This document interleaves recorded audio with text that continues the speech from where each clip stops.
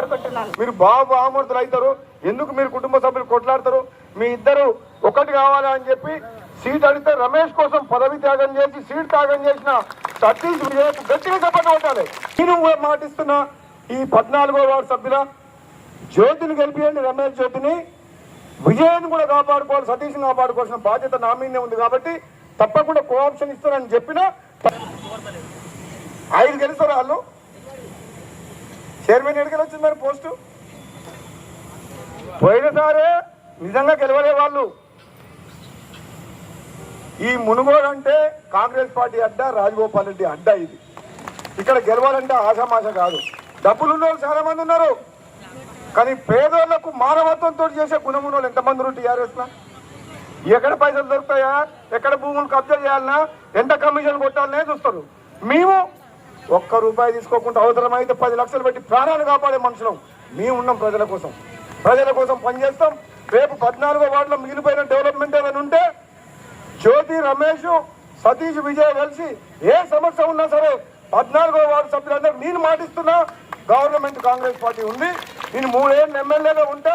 మీ మోరీలు కానీ, రోడ్లు కానీ, ఇండ్లు కానీ, పెన్షన్లు కానీ, కరెంట్ సమస్యలు కానీ ఏ సమస్య ఉన్నా నా దృష్టికి తీసుకురండి. వాళ్ళ వెనకాల నేనున్నా. ఈ 14వ వార్డుని అన్ని రకాలుగా అభివృద్ధి చేసే బాధ్యత మాది అని చెప్తాను మీ అందరికి కూడా.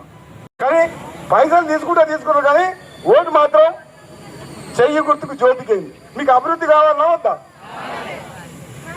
ఆయన ఓటుకు బాగానే ఇస్తాడట, పైసలు తయారు చేసుకుంటూ.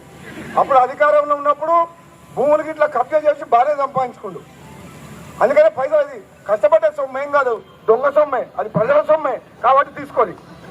ఎక్కువనే అడుగురు, తక్కువ అడగకురి. తీసుకొని ఓటు మాత్రం జ్యోతికేయండి, చెయ్యి గుర్తు మీద ఓటు వేయండి. 3 ఏళ్ళు గవర్నమెంట్. నేను చెప్తున్నా, మళ్ళా చెప్తున్నా. ఎందుకు చెప్తున్నా అంటే వాళ్ళకు ఓటేసి గెలిపిస్తే మీకు ఏమైనా సాయం చేసే పరిస్థితి ఉన్నారా? అధికారం ఉందా? ఎమ్మెల్యే ఉందా? కూసుకుంట్ల ప్రభాకర్ రెడ్డి మళ్ళీ తిరుగుతున్నాడు ఎందుకు? డీజిల్ దండగా గెలుస్తాడు ఆయన? అరే నేను చెప్తున్నా, చండూరులో చౌటుపల్ల కాడ ప్రెస్ మీట్లు పెట్టి ఒకటే తిడుతున్నట్ట నన్ను. ఎందుకు తిడుతున్నావు ఆయన అంటే మళ్ళీ ఎమ్మెల్యే కావాలంట. నువ్వు 100 జన్మలు ఎత్తినా నీకు మునుగోళ్ళ ఓట్లు వేసాను. 100 జన్మలు ఎత్తినా. నేను పోటీ చేస్తే నువ్వు కేసీఆర్, కేటీఆర్ 100 మంది ఎమ్మెల్యే సాగు తప్పి లొట్టపోయినట్టు మొత్తం గవర్నమెంట్ వస్తేనే నీకు 10,000 ఓట్లు రాలి. అప్పుడు కమ్యూనిస్టు సోదరులు వాళ్ళు ఎమ్మడి ఉంటే. ఇప్పుడు ఎవరు వస్తారు చెప్పు? ఎవరు వస్తారా? మునుగోడులో ఉన్నది ప్రజల మనిషి, మునుగోడులో ఉన్నది ఎమ్మెల్యే కాదు. మునుగోడు ప్రజల్లో గుండెల్లో ఉన్న వాళ్ళ కుటుంబ సభ్యుడు ఉన్నాడు ఇక్కడ. వాళ్ళ కోసం పనిచేస్తున్నాం నీతిగా, నిజాయితీగా. నేను ఎమ్మెల్యేగా ఉన్న రోజులు ఎవరికి ఆపదొచ్చినా, సాపదొచ్చినా, ఏ కష్టం వచ్చినా భగవంతుడిచ్చిన శక్తి కొద్ది మా కౌన్సిలర్లు ఎవరు తీసుకొచ్చినా సరే నా దగ్గర తీసుకొస్తే వాళ్ళని ఉట్టి చేతులతో పంపించ, అవసరమైతే ప్రాణాలు కాపాడుతా. మీరు చిన్నకొండూరు గ్రామంలో కిడ్నీ ఆపరేషన్ చేయించిన చూసిండ్రా? గణేష్కు చూడలేమను వినలేదా? 12.5 లక్షలు పెట్టి ఒక దళిత మహిళ కొడుకును కాపాడమంటే 12.5 లక్షలు పెట్టి కిడ్నీ ఆపరేషన్ చేపించి బతికించిన.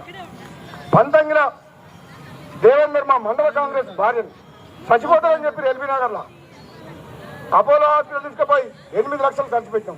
నేను ఎప్పుడు కూడా పైసలు చూడలే. ప్రాణం మీద తెలిసిన మనిషిని ఒక తల్లి ఏడుస్తుంటే ఆ రూపాయల సమస్య ఆ ప్రాణం కాపాడాలని ప్రయత్నం చేసే మనిషిని నేను ఇప్పుడు కూడా చెప్తున్నా. చౌటుప్పల మున్సిపాలిటీ హైదరాబాద్ పక్కన ఉంది. చౌటుప్పల మున్సిపాలిటీలో డెవలప్మెంట్ లేదు. అధికారికంగా 30,000 మంది 40,000 మంది ఉన్నారు. కానీ చౌటుప్పల ఉన్న చుట్టుపక్కల పరిశ్రమల వల్ల ఇక్కడ బతకడానికి వచ్చిన వాళ్ళు 1,00,000 మంది జనాభా ఉంది. చౌటుప్పల పట్టణంలో 1,00,000 మంది ఉన్నారు. డ్రైనేజీలు లేవు, రోడ్లు లేవు, మంచినీళ్ళు లేవు, కరెంటు సమస్యలు ఉన్నాయి. వర్షాకాలం వస్తే వర్షం నీళ్ళని వచ్చి మొత్తం ఇళ్ళ మీదకి వస్తున్నాయి. చాలా రకాల సమస్యలు ఉన్నాయి. నేను చెప్తున్నా మీ అందరికి కూడా, చౌటుప్పల పట్టణ ప్రజలకు, నేను 3 ఏళ్ళు గవర్నమెంట్ ఉంది.